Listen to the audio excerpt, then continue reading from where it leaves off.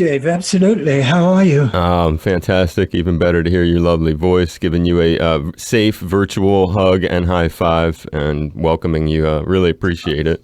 Oh, please. I'm so delighted to do it. Sure, great. And Fine, no worries. So you're in Hawaii. We were there about a year ago, maybe 2 years wow. ago. Yeah. Okay, great. It's All Things Considered, and I'm Dave Lawrence. Today, our Off the Road series continues with the guy whose career has touched a lot of territory over the decades. You can find everybody that we've spoken with so far at hawaiipublicradio.org. Just look for the Off the Road banner on the front page to find hours of interviews and many exclusive musical performances. Michael Des Barres, long before he was acting on the MacGyver TV series as the character Murdoch, he was rocking out on stage at Live Aid, fronting the band Power Station, connected to Bruce Springsteen guitarist Little Steven through both Little Steven's record label and hosting a daily show on Little Steven's channel on Sirius XM. He's acted alongside folks like Clint Eastwood in the film Pink Cadillac, lots of TV appearances, including WKRP in Cincinnati, Seinfeld, lots of others we'll try to dig into. And he's also had some early film experiences in films starring legends like Sidney Poitier and Tony Curtis, I read. His musical side includes the band Detective, which Led Zeppelin fans will know as having been on Zeppelin's Swan Song label, and Kiss fans may remember from some of their biggest late 70s tours. He's back with a live EP that kind of touches on all of it. It features his latest band, The Mistakes, and a blistering collection of tracks recorded in Los Angeles at the Hi-Hat, including covers of T-Rex and Marvin Gaye, among other tasty songs we'll hear about, as it's an honor to welcome to HPR in our Off the Road series now, Michael Des Barres. Aloha and mahalo. Thank you so much, brother. Aloha, Dave. I was just thinking how extraordinary. Only I would do an EP with Mark Bolan and Marvin Gaye. I mean, it's an extraordinary thing, but it was great doing that EP. It was really wonderful to revisit that 3-chord early 70s, humble pie bluesy rock and roll. I mean, that was so fun, and it was only our second gig. Not an excuse, by the way. It was so fun to do it, get in a room with guys and play that music, man, and there's no overdubs on there. There's no, let's put the bass in there again. There was none of that. We just recorded it and put it out. Now, when was that recorded exactly, Michael? Pre-pandemic. It was a little over a year ago. And I did it because I record everything that one does. Whatever I do, I'll go out there and I've got the gear and I'll record it. And so when this stuff went down, this dreadful situation we find ourselves in, getting worse every day, is I thought I'd love to put out some live music for obvious reasons, because there isn't any. But then there was an undercurrent of the idea emotionally for me to go and revisit that stuff. Because that's 40 odd years ago, man. They were very odd years. To do it again, I've always sort of been against that, move forward. Hence, I've been in 120 bands. Right. But it felt really good to do it. It was almost like an exorcism in a way, or perhaps owning the past, I suppose, would be more accurate. And I had such an amazing time. I closed my eyes and it was 1972 and I was in velvet on hashish in London, essentially. I mean, you know what I mean? It conjured up a lot of miraculous moments. Was it a full-length live show or a special set just to grab these standout tracks? No, it was the former. It was, I think we played for 2 hours. I mean, when I did that Little Richard thing, and then I would just call out songs to those guys, and they would, execute brilliantly. I mean, I did Stray Cat Blues from the Stones. I did I Don't Need No Doctor. So many different songs, and also songs that I'd written for Steven Van Zant's label too, that we'd rehearsed and recorded together. So there were, original songs, but all of the bands I've been have had the same, through line, which is the bluesy rock and roll, your heart beats below your waist music. Is this live EP, you mentioned him, is it connected to being on Little Steven's label, or is this something separate? It's separate because Steven doesn't like live, playing live stuff on his radio, on our radio thing. And also his label, Wicked Cool, no, it has to be music that's made in a studio for records. He's a very devoted man to making records and live being completely another gig. And I agree, So, but these wonderful people at Die Laughing Records and Golden Robot Records, where you can get the EP streaming and vinyl in January, were really open to it because they were big Silverhead fans and Detective fans from my past, and WKRP fans and Murdoch fans and all of the things I've done, they had followed, which I found to be pretty much, a gift. Ever since I started to do the radio program, we have 5 million listeners a day. Right. You know about this. You've been a DJ for 20 years, haven't you? Yeah, 30 almost. Jeez, that's so wonderful. Well, I've been at it for, 7 years, and I adore it for a million reasons that we could talk about. But the vibe is that today, because of that radio program and because of the constant replays of these TV shows, and the re-releases of my bands, I think I mean more to people today than I did, after Live Aid. Well, there's something to be said for substance, and you've got all these different ways that you've connected with people, and I think that after a while, it's kind of like some songs from your childhood and some experiences hold up, and you can reflect and get into some of those memories. And other bands, when you try to hear them again, you say, what was I thinking as a kid? So you're lucky to fall into the other category with folks, and talk about the songs. We mentioned it a little, then let's highlight a couple of the ones that you mentioned. The Marvin Gaye, the T-Rex. Now, obviously, the T-Rex, I know, was the song that Power Station covered and had a big hit on. But when it comes to those in your life, take me back to when they came out. Did you ever meet Marvin Gaye or Mark Bolan? And talk about why you wanted to wrap yourself around them for this project. Get It On is an incredible song, and it's a brilliantly clever written song by Mark, who I knew very well. Yes, in the late 60s, we were actors together. I did that movie To Sell With Love with Sydney and Poitier, and I was 17 maybe, and Bolan was a model. And he would be dressed in sort of mod clothes, which I'm sure you're aware of, Quadrophenia, that whole scooter culture. Yeah. Where you had the mods and the rockers, and they'd go down to the south of England and beat each other up. Yeah, I know about the mods. Right, so you know about that. So Mark was a mod as a model, and then he started to, got into John's Children, which was a moddy band, which I knew, because after doing To Sell With Love, the kids in that movie, we could get in anywhere. And the timing was so exquisite, Dave, because the 60s, man, I mean, we're talking about 66 and 67 were so unbelievable. Every night, the Nashville Teens, the Animals, the Yardbirds, you name it, Brian Auger, all of the names you probably know. Right. But an amazing amalgam of different bands. And I was educated in the clubs, and I could get into anywhere we wanted because of the fame of the movie. The movie was the biggest movie of the year, internationally. How'd you get into that? Well, what happened was I was in boarding school from 8 to 16 because my father, he was a marquis, blah, blah, blah. And they put me down for these schools, which I stayed in. And at 16, I wanted to act, and I went to drama school. Within 3 weeks of being in drama, this is a story of my whole life. 3 weeks in drama school, Columbia Picture producers came to the drama school, and we auditioned, some of us, for the movie. And I got it, and they put me in the movie. So that was my drama school, working with Sidney Poitier. And James, Sean Connery was right next door doing Dr. No at Pinewood Studios in London. So it was an amazing time. But the acting thing started to drift away from me when I realized that I could play music and sing. I did a musical. In London in 69 or 70 called The Dirtiest Show in Town, and which is perfect for me. And it was a nude musical, Dave. Wow. And I played an androgynous rock star. What a shock. Called Rose. So there I am singing my ass off, my naked ass, and Andrew Lloyd Webber and Tim Rice, this is true, came to the theater to see this thing. And it was, because of Calcutta, you recall, was a nude musical. And it was in the wake of that in London. This was like really, outrageous and extremely controversial to do this. And they were in the middle of doing the demos for Jesus Christ Superstar.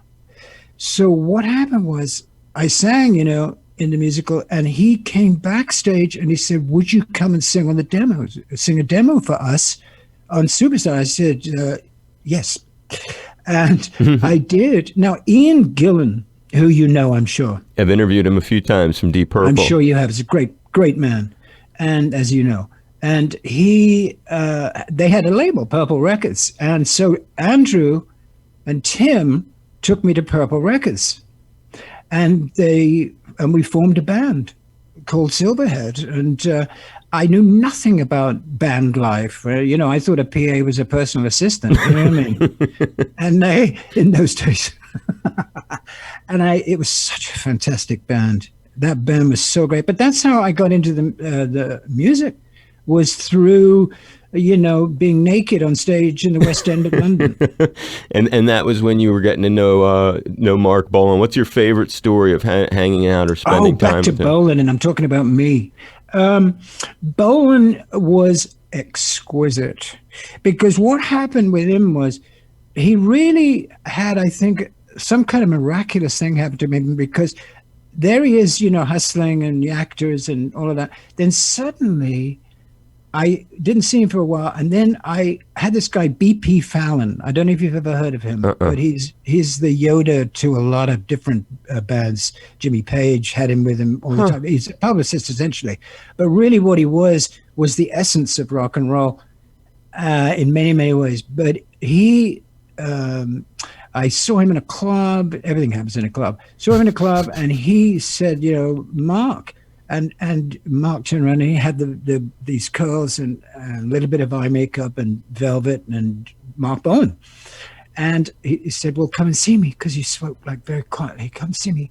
And he played the Roundhouse in London, and he's seated on the floor, cross-legged, with Steve Peregrine Took on congas. And I couldn't believe it. I mean, it was just it was Tolkien meets, Oscar Wilde or something. It was it was like Gollum, but Salome. It was Aubrey Beardsley and fucking Eddie Cochran. And it was unbelievable what he was doing. These songs and lyrically and so on. It's just very, very. He was more about poetry than he was about anything about lyrics. This is before T-Rex, basically. Tyrannosaurus Rex. This is right before that, basically. Oh, yeah. This is 2 years before he went electric, yeah. Wow. So he's on acoustic, and he's amazing music. Just Ride a White Swan and Deborah and all those songs. And, and then within minutes of him plugging in, it was T-Recstasy. And I didn't see him until I went to the funeral. And what about the connection to the Marvin Gaye and that being on this, which is another great part of that early 70s culture, but an entirely different, and the vibe on that is just, and you do your own version of it, which is, a lot of bands do that through the years and make things their own, and it's been going on for many, many, many decades. But talk about, putting yourself into this like you did. Well, I mean, clearly the subject matter is as important today as it was then, obviously. So I was feeling it, and I started to play it at home. In my studio, I just did a demo of it, but did it the way you hear it, tough and more angry, really, and took out a lot. Because Marvin, is totally one of my top 3 singers, but he's a crooner. Like Robert Palmer was, which is another story. And he sings, low down there, but I'm more Steve Marriott than I am Marvin Gaye. But the notion of the song seemed to be so appropriate. And I just kicked ass with it. And we went into into rehearsals, and the band is exquisite. And that came out. And had you ever met him? You ever see him live? I did meet him, man. But under very, very sort of... how could I put this? Naughty circumstances. Those are the best. And what was that? Which is the name of my new band, by the way. We're very excited. And you don't want to share that one? Is that one you want to keep? Well, not really. I mean, you know. I understand. I totally respect he's that. gone, and he was a troubled man, you know. No, I know. I have heard all kinds of, I got some great stories. But, you know, an absolute sweet genius. But like anybody that is owned by narcotics, you know, you turn into somebody else. Yeah, I had heard about that. I'll tell you a quick story. My old boss used to be. Do you remember Mark Parento? He was a famous. I do. Yeah, I do. From Boston. Because I see that you know who Carter Allen is. So he used to work there in Boston. He used to tell me crazy stories of Marvin from the early days. But some of the other music on this new live EP includes Detective, of course. That's a band you were famously, for folks like who grew up as big Led Zeppelin fans. Anything they touched, you were curious about, you know, whether it was Bad Company or anything on that Swan Song imprint, if you were just an impressionable little kid. And so there you were. Take us back. Tell us the story, because the song is on the new EP. Tell us the story of how you got to know Led Zeppelin and end up on Swan Song, a very big distinction in your life. Well, it was just, you know, like everything else in my life. I mean, Silverhead was very popular in London on a kind of an outlaw, you know, mythological kind of velvet-clad drug addict, rock and roll bluesy, you know, all the sort of post-Stones, you know, mythology. Now, B.P. Fallon, who I mentioned before, was working with Zeppelin. And what happened was we went up to Birmingham, which is in the Midlands of England, to do a gig. And there were 30 people in that club. And 4 of them were Led Zeppelin with B.P. Fallon. Bonzo had a farm about 10 minutes from the club. So Beep and Zeppelin and Silverhead got into various vehicles surrounded by bodyguards and went to the farm, and we stayed there for 3 days and 3 nights, which makes Almost Famous look like Pinocchio. You were on John Bonham's farm in Birmingham with all members of Led Zeppelin for 3 days and 3 nights. That is correct. So that's how I got to meet him. But, you know, within a couple of years, I was in LA and fell in love with Pamela.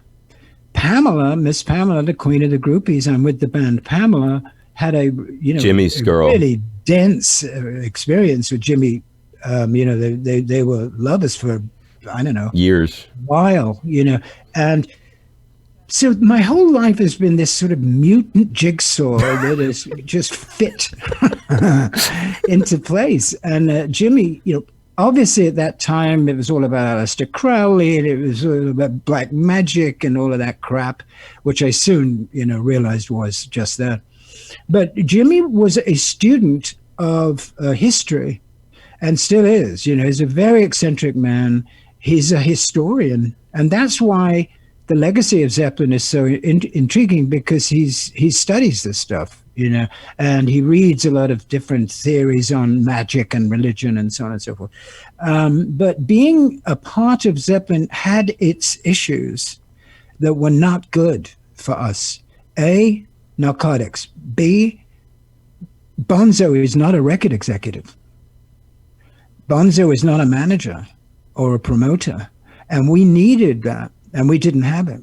All we had was money. Who was your link us from the 3 days to them signing you, and how that, tell that story. It's fascinating. Well, Silverhead went on for a year or two. Mm-hmm. And, you know, Zeppelin was always, you know, if they were near us, they would come see, and we'd do the same. And, you know, but then I broke up Silverhead, flew to L.A., to be back with Pamela. I'd done a movie with her in New York, is how I met her for Warhol, and we did this movie, and I went back to England, and I was pretty strung out, and we broke up Silverhead. I went back to, broke up the band and went to LA to be with Pamela, and that happened. And then Zeppelin came to town. This is in the 70s, obviously, and I was living with this coke dealer in Benedict Canyon in Los Angeles, and I was strung out. And Pamela was in New York doing a soap opera, we, this coke dealer put me together with these other musicians, and that formed Detective, and we were rehearsing, and Zeppelin came down, Jimmy came down, Robert came down, and they dug it, and within weeks we were flying high, literally. And there was so much money involved. A lot of people wanted that band, but we wanted to be under the aegis and the umbrella of the mighty Led Zeppelin, and that's what happened. It was, shall we say, not the best move in the world that we could have made as a band, but certainly as a little piece of history, it was a fascinating journey. And it's interesting because you never ended up actually touring, opening for them like Bad Company did at times, and that was the other major swan song act. But then you do, oddly, and I only learned some of this in studying to try to do as best a job I could with you today. And I didn't realize, like, you guys, I guess, opened for Kiss a bunch of different times, and they ended up being close to you too, which is another one of these gigantic hard rock bands from the 70s. Well, I love Gene and Paul to this day. I mean, yeah, I've done many gigs with Kiss. What happened was, Gene and Paul are students of rock and roll. Right. And I have a pretty good history. It might not be Sting, but it's kind of interesting, a magical experiences I've had. And they knew that because they are students. So what happened was Gene, we were booked to play with Kiss, and it was at the Garden in New York, and we opened for them. And walking out there and playing to 20,000 people that look like Gene and Paul is extremely difficult. So what I did was we did a song, it's great band, Detective Live, amazing. We did a song and there was silence. So I just said, Gene Simmons, and they went apeshit. So then I did another song. You said Paul Stanley. Paul motherfucker Stanley! They go crazy. So Gene and Paul come up from the dressing rooms thinking that we're going down a storm. Because every time the music stopped, people would start screaming. I love it. So they found that so amusing, coupled with the fact that they loved Silverhead, if you listen to Paul, we sound very similar out there, because he's a big Steve Marriott fan too, as right. you know. So we just became friends, and I loved them both. Neither of them drank, took drugs. I was out of my mind, and Gene neither of them ever sort of reprimanded me for that, which I always remember.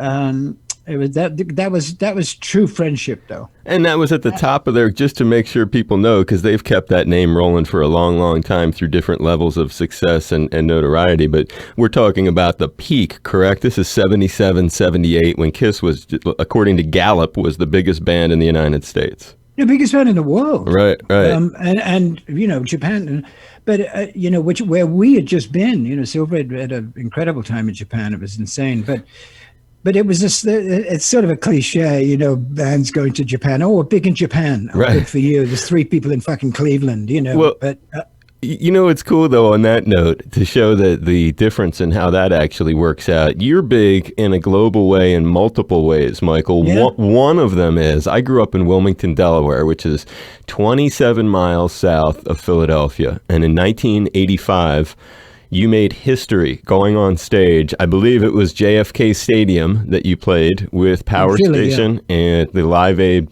100,000 people in the crowd. One of the most legendary stadiums in the United States, JFK Stadium. There you are, and you got to do that song that's on this new live EP, T-Rex's Get It On. Tell that fascinating story of getting the call to replace the late Robert Palmer in Power Station and ending up on stage, worldwide audience for Live Aid. it was incredible. 85, I'd written Obsession, and it was #1 everywhere, with Holly Knight. And I went to hang out with Don Johnson, who was making a movie in Texas, because we always have fun. And, making movies is tough because there's a lot of hanging around. So I was with him for a week or two, and I got a phone call in Marshall, Texas, from this promoter in New York. It's a great story. And he says, come to New York. there's a band needs a singer. There's a tour booked. I said, what band? He said, I can't tell you. I said, get a limo and the Carlisle Hotel and I'll come to New York. And he did, and I did. And I got on that plane. I got out at JFK. I got in the car. I went to Manhattan. I went up to the office. Wayne Forte, the great promoter, is sitting there. John Taylor and Tony Thompson are sitting there sweating, nervous, tour booked. Oh, my God, millions of dollars at stake. Andy had seen me because me and Jonesy in Checkered Past had opened for Duran, so they knew me. And that's why they flew me there. So then we go to the record plant, the studio, that night. We take off Robert Palmer's voice. The beautiful Robert Palmer is a dear friend of mine, 10 years before any of this. And I take the tape. I get on the Concorde. I fly to London right away that night, no sleep. Go to a studio and, check in the hotel, go to a studio because Andy, who really ran that outfit, wanted to, audition me singing their songs. And that's Andy Taylor of Duran Duran for everyone listening.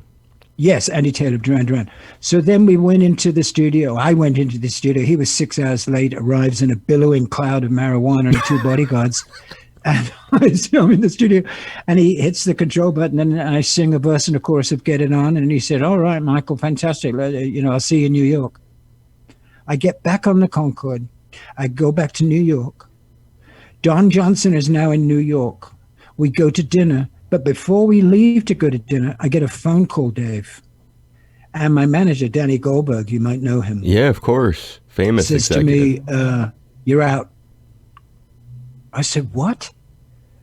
Can I keep the clothes? Because, I bought a whole bunch of clothes in London. And he said, no.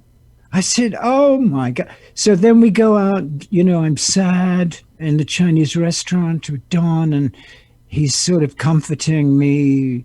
And, John Taylor walks into the restaurant. Don goes over to John Taylor, says, can I talk to you outside? And John says, oh, yeah. Because John was a huge Sonny Crockett fan, right? So they go outside.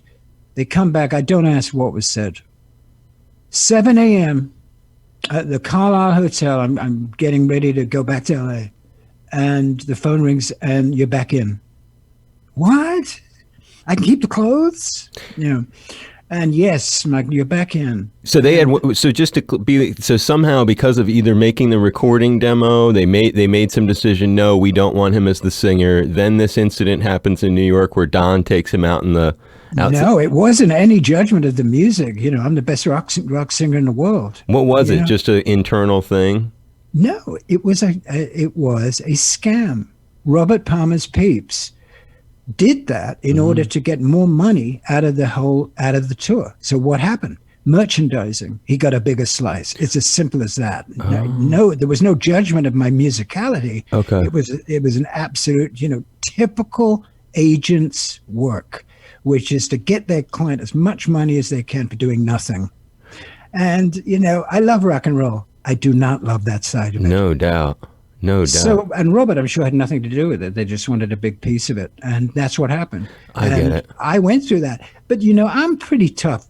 And that thick-skinnedness has really saved my ass many, many times. Listen, Andy, already creatively, they'd seen me play. So I wasn't auditioning. They were just trying to see if my voice would fit into Some Like It Hot and Get It On, the big hits. The Robert Palmer issue was monetary and had nothing to do with art. So it was his people. That's what led to you having that brief moment where they said you were out and then back in. That is correct. And that's so cool, though, that you mentioned Don Johnson a bunch, and we'll talk about your acting coming up next. But the thing that's really interesting here is that you end up at that Live Aid gig, again, one of the biggest concerts ever in the history of the world. And the biggest. And there you are walking out on stage. But Don Johnson's one of the MCs that day. Were you hanging out with him at Live Aid? Well, of course I was. He was part of the whole ritual. Is he one of your buds? I was with him making a movie, and a week later I was at Live Aid, and we had a private jet. He came with me, and Bill Graham or whoever was running the thing said, "Would you like to introduce Power Station?" And he said, get out of my way, and he did, and it was beautiful. I tell you what was really beautiful. We all stayed in the same hotel. That was beautiful. In Philly, all you guys. If you'd filmed that would have been pretty extraordinary. I remember at the time on the TV they were showing stuff like that because growing up in that area, it was it was huge. I still regret doing my newspaper route that morning and not going to the show. So sweet. I didn't want to stand in the sun all day. It just seemed like it was going to be such a. Oh man, it was amazing. I know. You would have loved standing in the sun. I would have loved to have the memory of it. There's so many beautiful women there. And no question. And you had any standout backstage little fun times, meeting a hero, maybe getting to do something fun that before. Yeah. Hey, Michael, this is Bob Dylan. Yeah. That happened there? Yes, of course. Hey, Michael, this is Madonna. Hey, Ozzy. How you doing? What are we doing here? Says Ozzy. And I said, well, they're raising money, and for this thing, he had no idea. And it was just fabulous. I mean, there's so many stories I could tell you about backstage Live Aid, but it's. No, I understand. It'd have to be censored. Yeah. But it was an amazing experience, and I just elevated, and I was not. I never get nervous about anything, but that was the adrenaline that we all had was. I can't even explain. I mean, I for 10 minutes I was levitating. There's no question. Well, that's one of the things about you. You say you don't get nervous. I mean, this is you start early in life, having confidence, I guess, to perform, to share your gift, to feel this connection to both music and acting. How did that spark first start in you? When you look back now, if you can, maybe you can recognize it easier because you have the advantage of hindsight. I enjoy it. I'm having fun. I'm not scared of being judged. I've been judged, when you've been through the British public school system, you're capable of anything. You're either going to hang yourself or you're going to be the most confident person in the world. Because to go through that kind of education of that aristocratic, masturbatory pedophiles in these dreadful institutions at that time in the 60s in England, you can do anything. I didn't have a mother or a father, you see. My father was in jail. My mother was in the loony bin. And I was raised in these schools. I didn't go anywhere in the vacation period. So I've had to look after my ass because nobody else did. So that out of that grew a certain kind of balls that I didn't care. I was just so happy to be alive. I didn't worry about how many people are out there in the club or, replacing icon critical darlings like Robert Palmer. They would say to me, those are big shoes to fill. I said, I brought my own fucking shoes. You start as such a young cat in is it true Drop Dead Darling with the late great Tony Curtis? That was your very yes. And how 16 years old. 16. Any personal interaction with him or memories? Yes, absolutely. I was already obsessed with Elvis, and so was he, and because of that, that jet black hair thing. And he was from the Bronx or somewhere, he was like a working class guy who had become this massive star. He was so funny, this guy. He had such a sense of humor. And I thought it was one of the great inspirations. I'm so glad you brought it up because what he was completely anarchic on that set. If he didn't feel like it, he wouldn't come out of the trailer.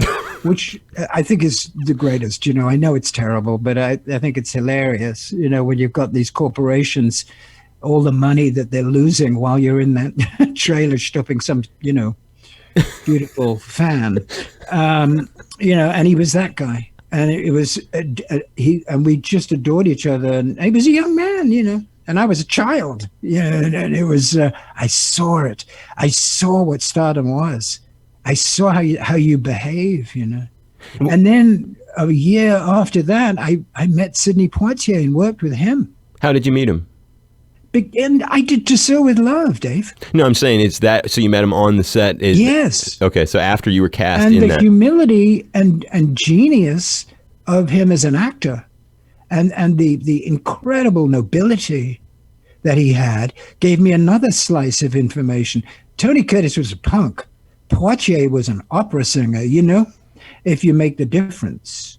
You know, the difference between those two guys is one is a noble emperor of the world, Right. and Tony Curtis was a street kid.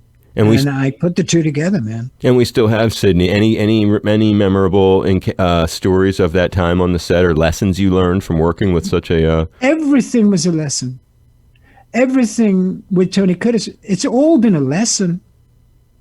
And it's so funny that I've learned, and that's why I call this band The Mistakes. Well, that's how we learn Because our the best thing lessons. Is what you've got to embrace more than anything else are the mistakes. Right on, man. Because you learn from the fucking mistakes. Yep.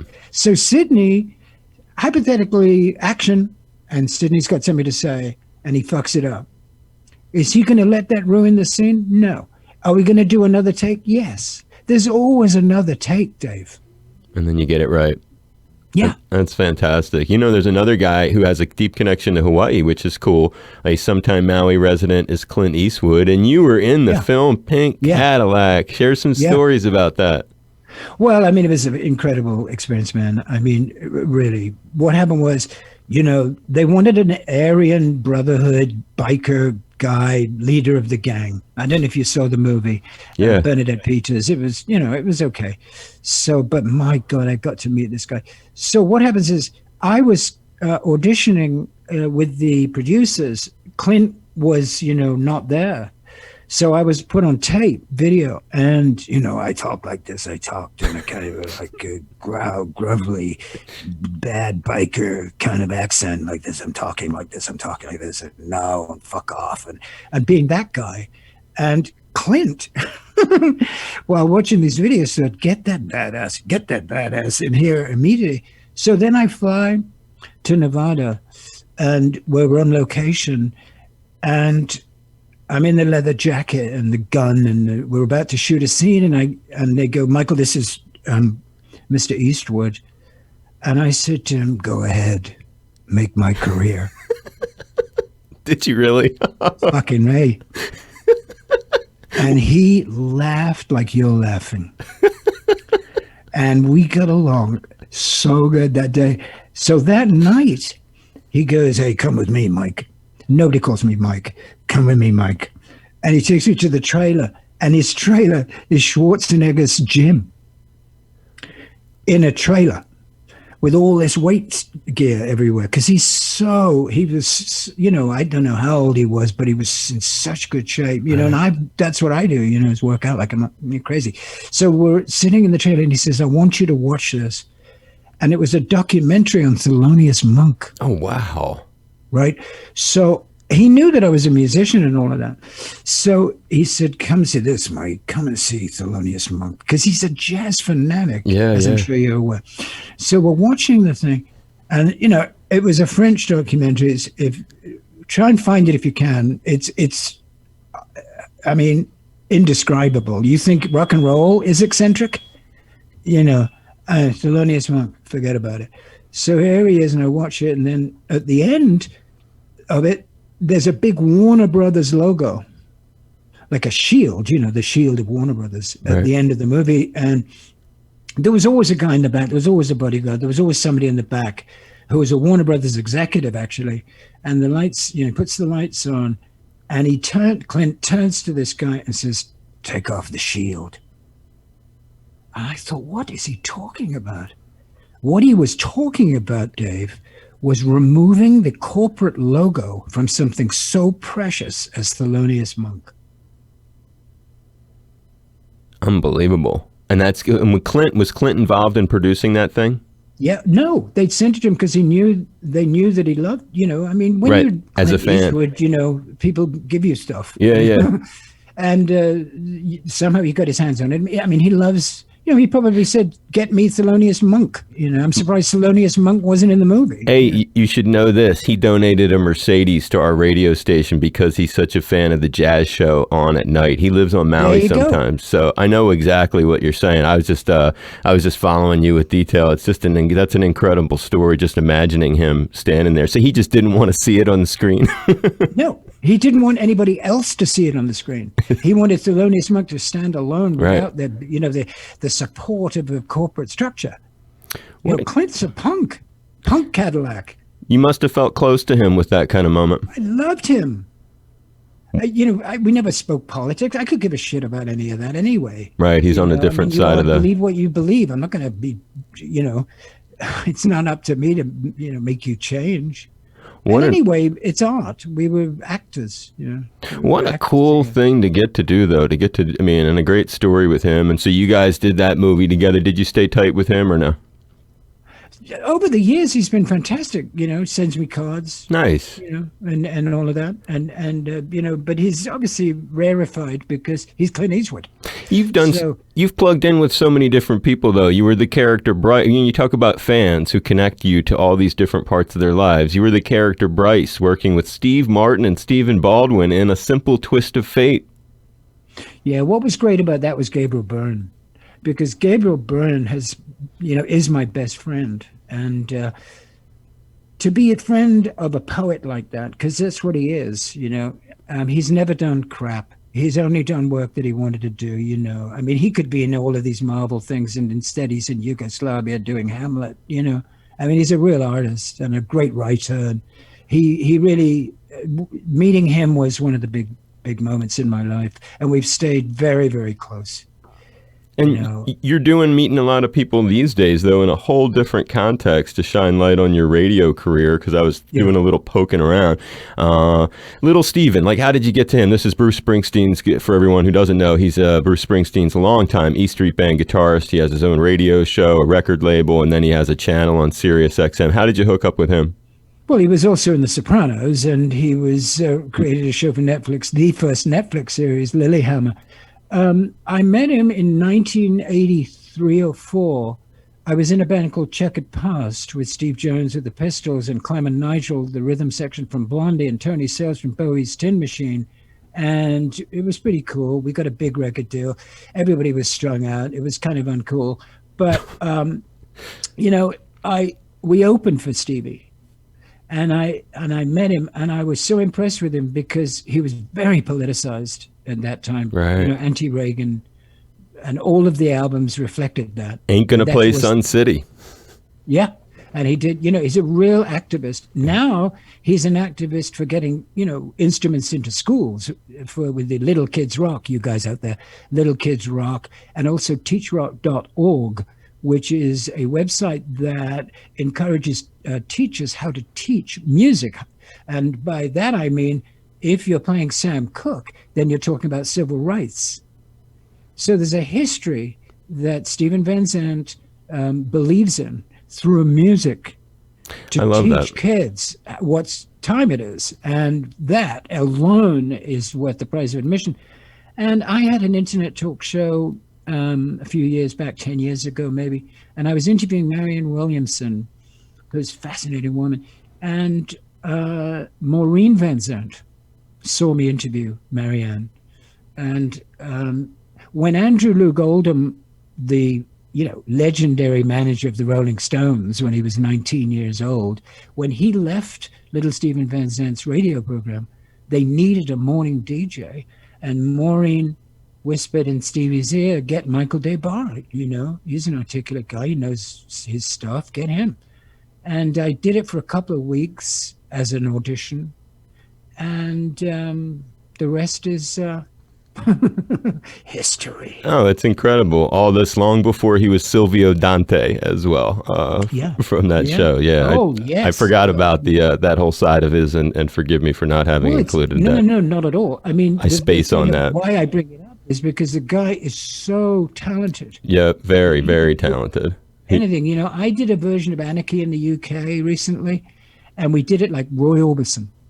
We did it like you should look it up on YouTube, Dave. You'd really like it. No, I'll totally check it out. How with the pandemic, how is it affecting doing, where are you right now? And is this where I'm saying in my beautiful house. Yeah, I'm saying which city are you in? Is this where you've been since the pandemic started?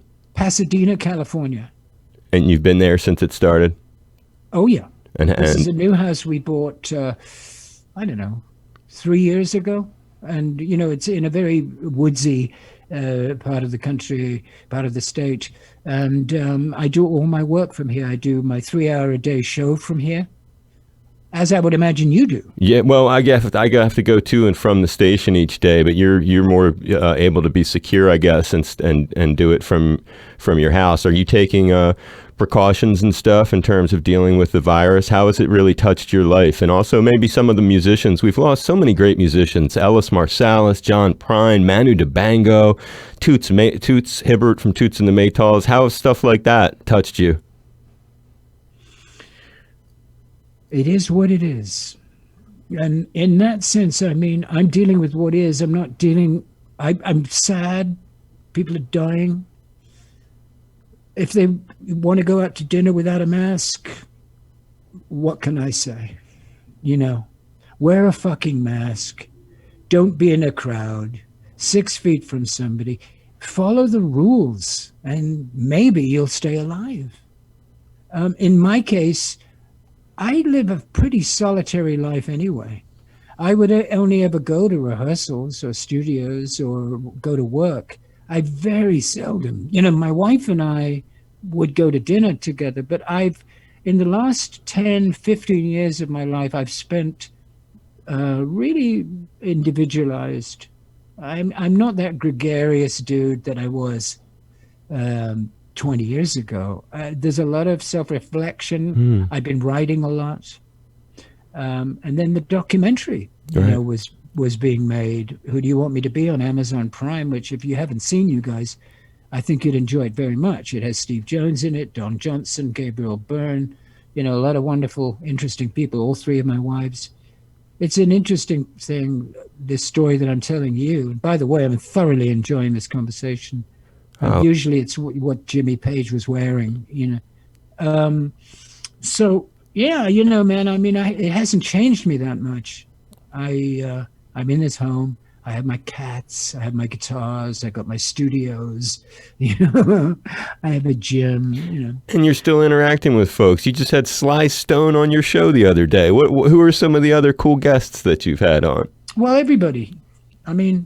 Well, who recently? Just name a couple that you had on recently that you. Well, you know, the thing about my stuff is I talk about a lot of these people, and then, you know, maybe I'll do a phoner. But essentially that what you're reading there about Sly and about all of the others is what I do is I research them, and then I do a feature on my show daily called Crossroads. And for 10 minutes a day, I talk about their careers. And at the end of the week, then it goes up on SoundCloud. And you can access it. And I've you know, occasionally, you know, getting hold of Sly Stone ain't easy. Okay, I get it. So I have it wrong. Forgive me. I misinterpreted what I was seeing. So it's a feature bit where you like feature that artist. It isn't that I feature that artist. I do not talk to that. I get it. Sorry about that. On the internet, I've spoken to everybody, you know, including Gene and Melanie Griffith and Don and all of the people, Eddie Begley, Al Yankovic, you know, many people. Billie Eilish, I've interviewed. I mean, I have another show on SiriusXM. Volume where I've spoken to everybody, Gary Newman, you know, the most important one I did, the most favorite one was Booker T, man. Oh. Can you imagine? I can tell by your exhalation how excited you are. One time he came here and we got to have him in our studio for an hour with his Hammond B3 and a couple Leslies just telling stories. So that's well, that is heaven to me. You know, and that was heaven to me. And he gave me the book, and I was with his wife and his daughter, and I interviewed him, and you know, I was in shock the whole time because that's my music. That Stax stuff is everything to me. Steve Cropper, Duck Dunn, Al Jackson, you know, Otis. I mean, that's the stuff I love. Oh, man. And there he was, you know, and he was so incredibly wonderful, knew who he was. It wasn't sort of mock humility like you often get, you know. No, he is very sweet and gentle. Truly humble. Yes, like he Sidney, is. Like Sidney and Clint, you know, both of them are, you know, they humility, you know, they know who they are. They don't have to prove who they are to you. No, you've got some great lessons that's a very nice thing what you just said, and he was very kind and gentle, and I always treasure those moments like that. Yes, I'm sure. Final question for you before I let you go. In terms of, you sort of mentioned one, but moments that are humbling hero encounters where that kind of have set you straight or helped inform the course of your career. You are a guy who's been on so many movie sets, TV sets, interacted with all these different stars, but the truth is, you just touched on it. There are little deeper things that are going on, the currents underneath maybe. And as you've progressed through your life, were there ever certain encounters where someone taught you something so invaluable, a lesson with them?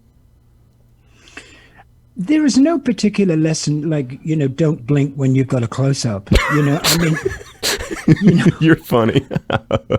I've been inspired by people's attitude to what they do. Everything I've learned has been wordless. I can't describe any one moment that made me, become who I am.